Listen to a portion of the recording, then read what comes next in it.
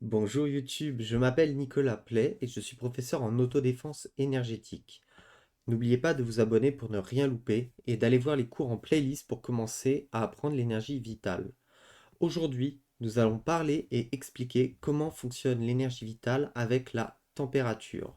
Alors pour commencer, je préfère être clair, tout ce qui touche le corps et interagit avec lui influence aussi votre énergie, donc la pression atmosphérique.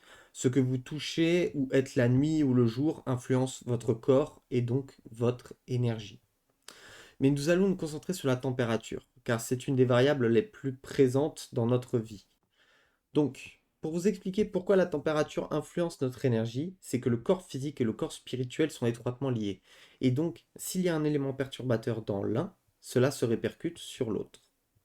Lorsqu'il fait chaud, vos veines se dilatent pour laisser passer le sang plus rapidement, tandis qu'avec le froid, vos veines se rétractent pour essayer de garder la chaleur dans votre corps.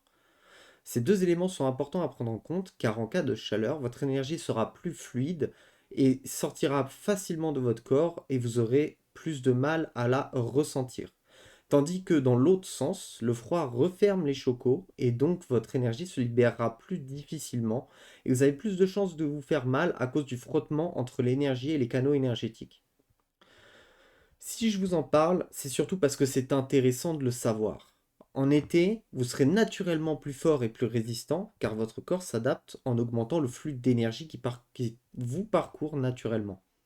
Et en hiver, vous serez moins puissant car votre corps essaie de conserver l'énergie là où vous voudrez l'utiliser comme d'habitude.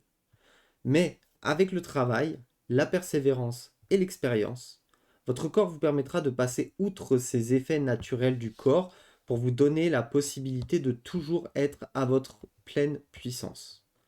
Utiliser l'énergie vous permettra aussi d'être plus résistant face aux changements de température. Par exemple, cet été, pour voir jusqu'où je pouvais tenir, j'ai gardé un pull toute la journée alors qu'il faisait 35 degrés dehors et sans la climatisation. J'ai tenu assez facilement pour tout vous dire. Donc, pour finir, l'énergie varie en fonction de plein de facteurs. Mais n'allez pas penser qu'il faut prendre en compte tous les facteurs pour apprendre l'énergie. Lorsque vous avez maîtrisé votre énergie, les variations deviennent mineures. Voilà, vous avez toutes les cartes en main. N'oubliez pas de vous abonner pour ne rien louper. Allez voir les cours en playlist pour commencer à apprendre l'énergie vitale. Et si vous souhaitez aller plus loin, contactez-moi pour devenir mon élève. Sur ce, je vous souhaite une très bonne journée. Prenez soin de vous, prenez soin de vos proches et je vous dis à la prochaine. Salut.